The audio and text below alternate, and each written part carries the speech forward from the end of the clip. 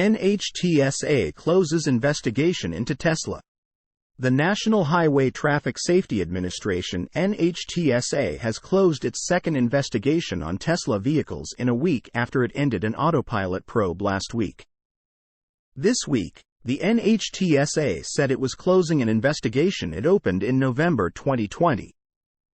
That aimed to find the cause of a touchscreen failure that resulted in the loss of a rear camera image display when the car was in reverse.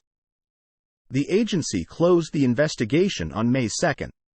It probed the issue in 158,716 Tesla vehicles.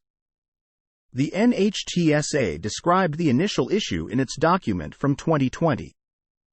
Failure of the touchscreen results in loss of rear camera image display when reverse gear is selected, resulting in reduced rear visibility when backing. Failure of touchscreen also impacts HVAC defogging ability and audible chimes relating to ADAS, autopilot, and turn signals. The NHTSA filed a petition to close the investigation on May 2, stating that its Office of Defects Investigation learned the memory chip Tesla was using in its vehicles had a life usage rating of approximately 3,000 program erase cycles, and then would be no longer operational.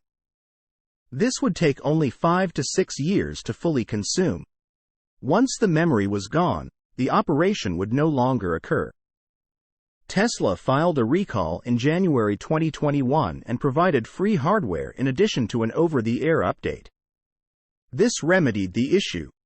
The NHTSA said Tesla's hardware update and OTA update appears to address the unreasonable risk to motor safety presented by the premature failure of the component, which was enough to close the investigation.